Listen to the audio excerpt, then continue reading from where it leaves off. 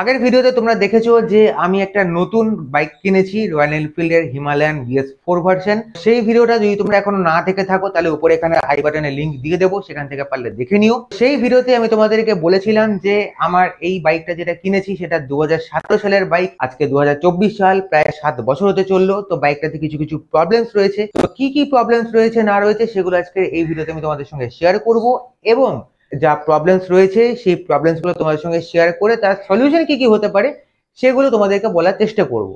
তো চলো আজকের ভিডিওটা এখানে শুরু করতে হবে। এবার ভিডিও শুরু করার আগে ইন্ট্রোডাকশন দেওয়াটা তো must. So hi, namaskar from Kolkata. আমি তোমাদের বন্ধু cum host Arijit, rider journalist YouTube চ্যানেলে তোমাদের প্রত্যেকের স্বাগত জানিয়ে শুরু করছি আজকের ব্লগ। এর হেডলাইট যেটা আছে, হেডলাইটটা আমার এই সুইচটা খারাপ, সুইচটা আমার বাড়িতে আছে, ওটা দিয়ে আমি এখানে রিপ্লেস করে দেবো এটাকে। মিরারগুলো আমি চেঞ্জ করবো, কারণ এটা দেখতে পাচ্ছ খুব পলকা একটা মিরার, মানে এরকম অবস্থা। এটা গাড়ি চলে পরে এরকম নেমে যায় নিচের দিকে। আর এনফিল্ডের এই যে মিরার সিস্টেম, গাড়িতে যখন আমি বসছি, আমি এর আগে শাইন এসপি চালাতাম, এখনো চালাই, তো শাইনের মিরারটা একটু ওয়াইড হয়। তো ওতে কি হয়, আমার দূরের যে ভিশনটা সেটা দেখতে সুবিধা হয়, কিন্তু এর মিরারটা অনেকটাই ছোট। তো আমার ফার্স্ট যে কাজ হবে সেটা হচ্ছে এই মিরারটাকে চেঞ্জ করে একটা কোনো জুগাড় আমার দেখতে হবে। যদি একটু মাইনুটলি তোমরা দেখো তাহলে হ্যান্ডেল বারটা এইখানটা যেরকম আছে এই দিকটা সেরকম নেই। আমি জানি না তোমরা ভিডিওতে বুঝতে পারবে কিনা, কারণ হালকা এই দিকটা বেন্ড আছে, এটাকে ঠিক করাতে হবে। আর যদি প্রবলেম যদি বাইরে থেকে দেখানোর মতন বলি তাহলে দেখানো যাবে না, কারণ এর যে রিয়ার শকার যেটা আছে, এই যে দেখতে পাচ্ছ এখানে এইদিকে শকারের নিচে একটা বুশ থাকে, সেই বুশটা ঠিক করাতে হবে। গাড়ির ব্রেক প্যাডের কোনো অবশিষ্ট কিচ্ছু নেই, দুটো ব্রেক প্যাড আমাকে চেঞ্জ করতে হবে। এই বাইকে কিছু প্রবলেম তোমাদেরকে বললাম, এবং আরো কিছু ইস্যুস রয়েছে। সেই ইস্যুগুলো কি কি সেগুলো তোমাদেরকে মোটর ব্লগ সেটআপে শেয়ার করছি, এবং বাইকে যা যা মডিফিকেশন হবে সেই মডিফিকেশন কি কি করবো না করবো সেগুলো তোমাদেরকে একটু একটু করে মোটর ব্লগে শেয়ার করবো, এবং যতটা যা করবো আজকে ব্লগে তোমাদের পরে দেখাবো। তো চলো। A few moments later. হিমালয়ানে বসে এটা আমার ফার্স্ট মোটো ব্লগ হচ্ছে। হ্যাঁ, বিশাল এক্সাইটেড লাগছে ভাই, কারণ এতদিন ধরে প্রত্যেকে দেখে এসেছি যে তারা নিজেদের হিমালয়ানে বসে তারা এরকম ভিডিও বানায়, আর আজকে আমি আমার নিজের বাইকে বসে এই ভিডিও বানাচ্ছি। তো তোমরা কিন্তু আমার কমেন্টে জানাও যে তোমরা কীরকম ভিউইং অ্যাঙ্গেলটা পাচ্ছ, আর এই ককপিট কীরকম লাগছে, সামনে ভিউ কতটা আসছে সেটা আমি এডিট না করা পর্যন্ত বুঝতে পারবো না। তোমরা আমাকে জানাও যে তোমাদের কীরকম লাগছে। এখন আমি এই মুহূর্তে রয়েছি নিউ আলিপুরের ভিতর রাস্তাতে। এখন যাব প্রথমে সুপ্রিয়র কাছে, সুপ্রিয়র সঙ্গে দেখা করব। আর এই হিমালয়ান ও বাম্পারগুলো উপর দিয়ে যখন যাচ্ছি কোনো ফিলই হচ্ছে না। তো যেটা নিয়ে কথা হচ্ছিল যে এই বাইকের প্রবলেম, এর গিয়ার যে বক্সটা আছে, মতলব গিয়ার শিফটিং যখন আমি করছি, বিশেষ করে ডাউন শিফটে গিয়ারটা অত্যন্ত আমার হার্ড লাগছে। এবার আমার যেটা অসুবিধা হচ্ছে, আমার বাইকের পিছনে টপ বক্স লাগানো থাকে, সেটা তোমরা জানো, এবং আমি গাড়ি চালানোর সময় পিঠে কাঁধে কোনো জায়গায় কোনো ব্যাগ আমি রাখি না। কিন্তু এই বাইকে যেহেতু টপ বক্স নেই, সাইড বক্স নেই, কিচ্ছু নেই, সুতরাং আমাকে পুরো পিঠে ব্যাগটা আমাকে নিয়ে গাড়ি চালাতে হচ্ছে। এটা আমার খুব ইরিটেটিং লাগছে ভাই। এই হিমালয়ানের যে গিয়ার প্যাটার্ন যেটা আছে সেটা আমাকে একটুখানি সরগর হতে হবে, তার কারণ আমি এতদিন ধরে চালিয়েছি শাইন এসপি। এবার ছোট ছেলের যে গিয়ার রেশিও যেটা আছে সেটা বেশ সুন্দর, মানে 1 2 3 4 5, ওটাতেও 5টা গিয়ার, এটাতেও 5টা গিয়ার। তো এটার গিয়ারটার সঙ্গে আমার একটুখানি ফ্যামিলিয়ার হতে হবে। মানে দুমদাম আমি চেঞ্জ করলে পরে আমার স্পিড ওঠানামা করছে, একটুখানি গাড়ি স্লো হয়ে যাচ্ছে, ঝটকা খাচ্ছি, এটা হবে, এখন কিছু করার নেই 2-3 দিন। এবার হচ্ছে গিয়ে কী কী মডিফিকেশান আমি করাবো আজকে গাড়িতে, আমার ইচ্ছা আছে যেগুলো। বাইকে কিছু স্টিকারিংয়ের কাজ করাবো। তোমরা যারা আমার পুরনো ভিউয়ার্স তারা তোমরা জানো যে আমার বাইকে আমি কোনো ঠাকুর দেবতা হ্যানা ত্যানা ছবি আমি রাখতে পছন্দ করি না। তো এটা যার গাড়ি ছিল তার একটুখানি সেরকম একটা ব্যাপার ছিল, তো আমি সেগুলো সবটা উড়িয়ে দেবো। আর এটা সামনে একটা স্মোক ল্যামিনেশন করা আছে, আমি ল্যামিনেশন রাখবো না, কারণ হিমালয়ানের এই সামনের যে উইন্ডশিল্ডটা এটা খুব একটা ইম্পর্টেন্ট রোল প্লে করে সামনের রাস্তাটা দেখার জন্য। তো দ্যাট ইজ ওয়াই আমি এটাকে ট্রান্সপারেন্টই রাখবো। এছাড়া এখন আর কি কি প্ল্যান রয়েছে সেগুলো সুপ্রিয় আসুক, ওকে সামনে রেখে দেন তোমাদেরকে শেয়ার করছি। তো চলে এসেছি সুপ্রিয়র পাড়াতে, এটা আমাদের আড্ডাখানা। A few moments later. এখন এসে গেছি সুপ্রিয়র কাছে, এই যে ছেলে দাঁড়িয়ে আছে এখানে দেখতে পাচ্ছ। আর এখন আমার এক্সটার্নাল মাইকটা কানেক্টেড নেই, সেই জন্য নয়েজ আসবে, কিছু মনে করো না তার জন্য। আর ডিসপ্যাড যেটা নেবো সেটা সুপ্রিয়র থেকে নেবো, ছেলে নিয়ে এসছে। এবার এই যে ডিসপ্যাডটা যেটা নিচ্ছি এটা হচ্ছে সেরামিক ডিসপ্যাড, আর এর কি কি বেনিফিট না বেনিফিট সেগুলো ও তোমাকে বলে দেবে। চলো ওর থেকে শুনে নিই আগে। এটা হচ্ছে ভাস্টার সেরামিক ব্রেক প্যাড। ভাস্টা হচ্ছে মেড ইন জাপান একটা প্রোডাক্ট। আর এটা সেরামিক ব্রেক প্যাড কেন, এর মধ্যে জানি না কতটা দেখা যাচ্ছে এখন, ঠিক আছে। সিনটার এর থেকেও বেটার হয়, বাট সিনটার দাম অনেক বেশি। সেরামিক নর্মাল আমাদের যে মেটালিক ব্রেক প্যাড হয় তার থেকে অনেক বেটার, বিকজ এর যে মানে ওয়ারেন্টি মানে কী বলবো, যেটা ব্রেক প্যাড আমাদের ঘষে যায় বা ডেন্সিটি কমে যায় সেটা অনেকটাই কম, লংজিভিটি অনেক বেশি।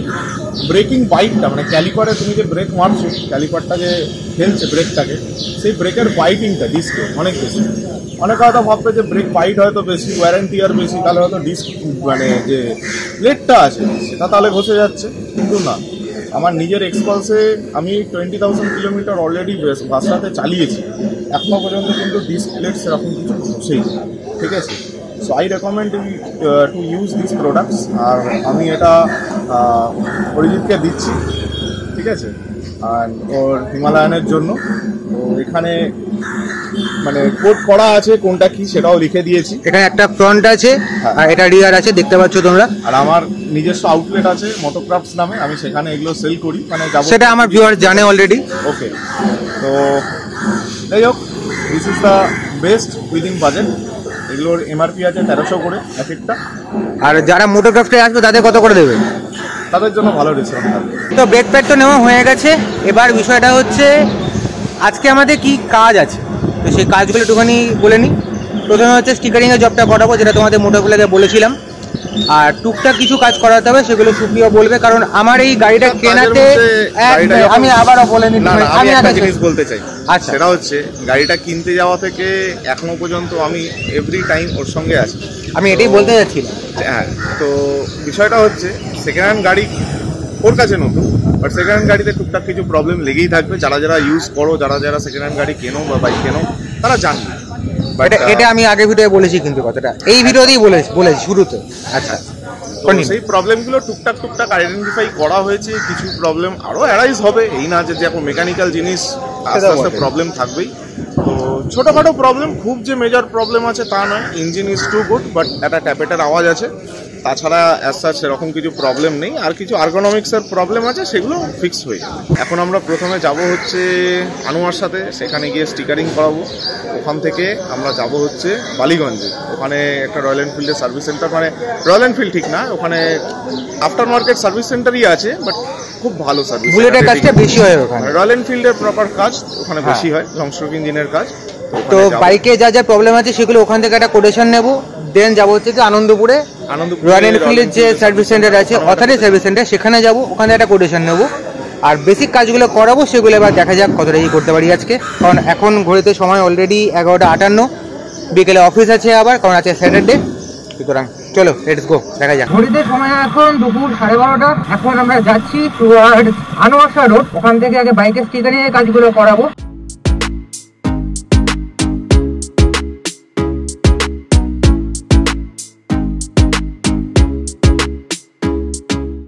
হচ্ছে আমাদের প্রিন্স আনোয়ারশার মোড়, এখানে সমস্ত বাইকের এখানে কাজকর্ম হয়।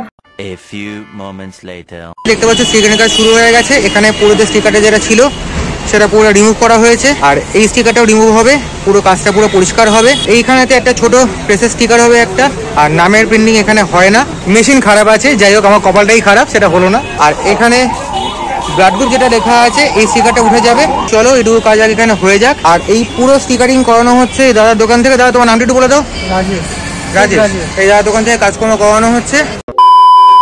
তো আগের ভিডিওটা তোমরা যখন দেখেছিলে, যে বাড়ি থেকে বেরোলাম, দেন আনোয়ার সাথে গেলাম, ওখানে গিয়ে স্টিকারিং এর কাজ করাচ্ছিলাম, করাতে ব্লগটা ওখানে হঠাৎ আমি কাট করলাম। এবার ঘটনা হয়েছিল সেরকম যে আমার যে স্টিকারটা দরকার ছিল, সেই স্টিকারটা ওদের কাছে অ্যাভেলেবেল ছিল না। সেটা ওরা আমাকে শুরুতে জানায়নি। মাথাটা গেল একটু খারাপ হয়ে, মুডটা গেল নষ্ট হয়ে, ওখান থেকে চলে গেছিলাম সোজা আনন্দপুরে রয়্যাল এনফিল্ডের যে অরিজিনাল যে সার্ভিস সেন্টার আছে, মানে অথরাইজড সার্ভিস সেন্টার, অরিজিনাল না, সেখানে চলে গেছিলাম। সেখানে যাওয়ার পর ওরা আমাকে যা এস্টিমেশন ধরালো, সেটা আমি দেখলাম আমার পকেটে হার্ট অ্যাটাক চলে আসার মতন ব্যাপার হবে। তারপর চলে গেলাম বালিগঞ্জে স্টার অটোমোবাইল বলে একটা গ্যারেজ আছে, সেখানে শুধুমাত্র রয়্যাল এনফিল্ডেরই কাজ হয়।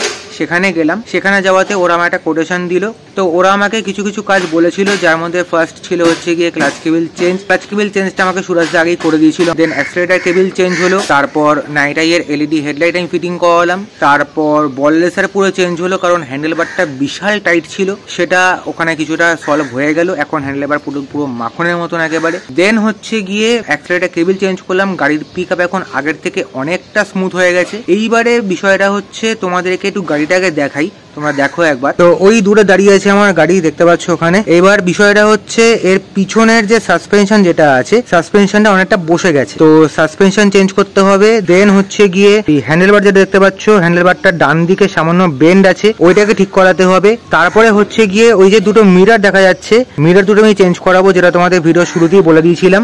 নেক্সট যে কাজগুলো আছে সেখানে হচ্ছে কি ফার্স্ট থ্রটল বডি ক্লিনিং হবে, ট্যাপেট অ্যাডজাস্টমেন্ট হবে এবং আরো অনেক কাজ হবে আজকে গাড়িতে। আর তোমরা ভাবছো যে গাড়িতে আমার ব্যাগে একটা বাঞ্চি বাঁধা আছে, ওটা কি? এখানে হচ্ছে গিয়ে পিছনে যে সারি গার্ড যেটা থাকে, সেই সারি গার্ডটা আমার ব্যাগে রাখা আছে, তো সেটা ওখানে ফিট হয়ে যাবে। তো বেসিক্যালি দেখতে গেলে আজকে হচ্ছে গিয়ে ওই একটাই ব্লগের কন্টিনিউয়েশন। তো আমি এখন মোটো ব্লগ করার মতন পরিস্থিতিতে একদম নেই, কারণ কখন কোথায় যাচ্ছি কি করছি জানি না।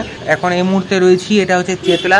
এটা হচ্ছে আমার একটা আড্ডাখানা হয়ে গেছে। শুক্র একটু পরে আসবে, ওর সঙ্গে দেখা করবো, করে দেন এখান থেকে বেরোবো টুয়ার্ডস সার্ভিস সেন্টার। তারপর চেতলা থেকে চলে গেছিলাম স্টার অটোমোবাইলে। ওখানে শুরুতেই বাইকের পুরনো হ্যান্ডেলবার খুলে নতুন হ্যান্ডেলবার ফিট করা হলো। তারপর পুরো ব্যাক সাইডটা খুলে পিছনের শকার চেঞ্জ করা হলো। দেন পিজুসদা খুব যত্ন করে ট্যাপেট অ্যাডজাস্ট করলো, যেটা তোমরা এখন দেখতে পাচ্ছ। তারপর বাইকের পুরনো মোবিল ফেলে নতুন শেলের 15W50 ফুললি সিনথেটিক অয়েল ঢালা হলো এবং অয়েল ফিল্টার চেঞ্জ করা হলো। তারপর কিল সুইচ চেঞ্জের কাজ হলো, কিন্তু ফোনের মেমোরি শর্ট হওয়ার জন্য আমি সেটা আনফরচুনেটলি শ্যুট করতে পারিনি। 2000 years later. তো বাইকে যা যা কাজকর্ম করানো ছিল সেই সমস্ত কাজ তো হয়ে গেছে। আর এছাড়া যেগুলো তোমাদেরকে বলেছিলাম লাস্ট পার্টেতে, তার থেকেও আরও কিছু কিছু এক্সট্রা কাজ আমি বাইকে করিয়েছি। তো ওই সেদিন যখন আমি গ্যারেজ থেকে যখন ফিরলাম, তো তারপরে আলাদা করে কোনো ভিডিও আমি করতে পারিনি। আজকে যে ব্লগটা করছি এটা বলতে পারো যে এই মানে বাইক কেনার পর কী কী কাজ হলো সেই প্রিপারেশানস বা সেই মডিফিকেশানস ব্লগটার, এটা আজকে এন্ড পোর্শন আমি শ্যুট করছি এখন। তো সেটাও বলতে গেলে প্রায় দিন 20 পর, কারণ আমার বাড়িতে কিছু সমস্যা ছিল, সেটা তোমাদেরকে আমি আগের ভিডিওতে তোমাদেরকে বলেছি সেগুলো। তো যাই হোক, এবার আসি আজকের কথাতে। আগে তোমরা দেখো যে বাইকে কী কাজ হয়েছে। তোমরা জানো যে বাইক যখন বেরিয়েছিলাম নিয়ে প্রথম দিন, তখন এটা পুরো ল্যামিনেশন করানো ছিল, মানে আগের যিনি ওনার ছিলেন তিনি পুরো ল্যামিনেশন করে রেখেছিলেন। সেই ল্যামিনেশনটা আমি পুরোটা সরিয়ে দিয়েছি। এখন বাইক পুরো স্টক যেরকম উইন্ডশিল্ড আসে সেরকম স্টক উইন্ডশিল্ড রয়েছে। এখানে একটা ছোট স্টিকার লাগানো হয়েছে। আর সামনে দেখতে পাবে তোমরা, এখানে এটা নাইট আইয়ের এলইডি হেডলাইট এখানে লাগানো রয়েছে। এছাড়া সামনে অ্যাসাজ কোনো কাজ হয়নি। এবার আসি পিছন দিকটাতে। BS4 গাড়ি যেগুলো হয় সেই গাড়িতে কোনো রকম এখানে হেডলাইটের অন অফের সুইচ থাকে না। তো তোমরা আগে দেখেছিলে যে এখানে একটা সেপারেট একটা সুইচ লাগানো ছিল। আমি লাস্ট টাইম যখন গেছিলাম তখন গিয়ে এই যে এটা হচ্ছে BS3 ভার্সনের এটা সুইচ, কিল সুইচ প্লাস স্টার্ট বাটন থাকে। তো এই BS3 ভার্সনেতে তোমরা এখানে দেখতে পাবে যে হেডলাইট অন অফের জন্য আলাদা এখানে সুইচ থাকে। একদম BS3 ভার্সনের সুইচটা এখানে ইনস্টল করে দিয়েছি। আমার এখানে কিল সুইচ হয়ে গেছে, নিচে সেলফ হয়ে গেছে, আর এখানে আমার হেডলাইটের অন অফ সুইচ হয়ে গেছে। মিররটা চেঞ্জ হয়েছে, আগে একটা ছোট গোল্লা মিরর ছিল। এই যে দুটো মিরর তোমরা দেখতে পাচ্ছ, এটা হচ্ছে তোমার অ্যাভেঞ্জার 160 স্ট্রিট যে বাইক, সেই বাইকের এটা মিরর। এবং এই মিররের যে ভিউটা সেটা খুবই সুন্দর, একটা ওয়াইড ভিউ পিছন দিক থেকে পাওয়া যায়। তোমরা যদি একটু মাইনরলি দেখার চেষ্টা করো, পিছনে শকার পুরো চেঞ্জ হয়েছে। এছাড়া বাইকে বাইরে থেকে দেখানোর মতন কিছু নেই। এছাড়া বাইকে আরও কিছু কিছু কাজ হয়েছে যেগুলো তোমাদেরকে আমি চোখে দেখাতে পারবো না, তাই মুখে বলে দিচ্ছি এখন। তো তার মধ্যে ফার্স্ট যে কাজ হয়েছে সেটা হলো গিয়ে বাইকের সামনে আর পিছনে দুটো টায়ারের যে টিউব থাকে ভিতরে, সেই টিউবটা চেঞ্জ হয়েছে সিএটের। আচ্ছা, সেকেন্ড হচ্ছে তোমার ট্যাপেট অ্যাডজাস্টমেন্ট হয়েছে। এছাড়া থ্রটল বডি ক্লিনিং হয়েছে, ইঞ্জিন অয়েল চেঞ্জ হয়েছে, এয়ার ফিল্টার চেঞ্জ হয়েছে, মোবিল ফিল্টার চেঞ্জ হয়েছে, অ্যাক্সিলারেটর কেবিল চেঞ্জ হয়েছে, ক্লাচ কেবিল চেঞ্জ হয়েছে। তো অনেক দিন আগে এই ব্লগটা শুরু করেছিলাম এবং আজকে এটাকে শেষ করছি প্রায় 20 দিনের মাথায়। তো আশা করছি এই পুরো পার্ট বাই পার্ট যে পুরো ভিডিওটা তোমরা দেখলে তোমাদের পছন্দ হয়েছে। এবং এই হচ্ছে আমার বড় ছেলেতে কি কাজকর্ম হয়েছে সেটা তোমাদেরকে পুরোটা এই ব্লগেতে দেখানোর চেষ্টা করলাম। তো দেখা হচ্ছে খুব তাড়াতাড়ি নতুন কোনো ভিডিও নিয়ে। ততক্ষণ সঙ্গে থাকো, চলতে থাকো, আর দুঃখে নয় আনন্দে থাকো। টাটা।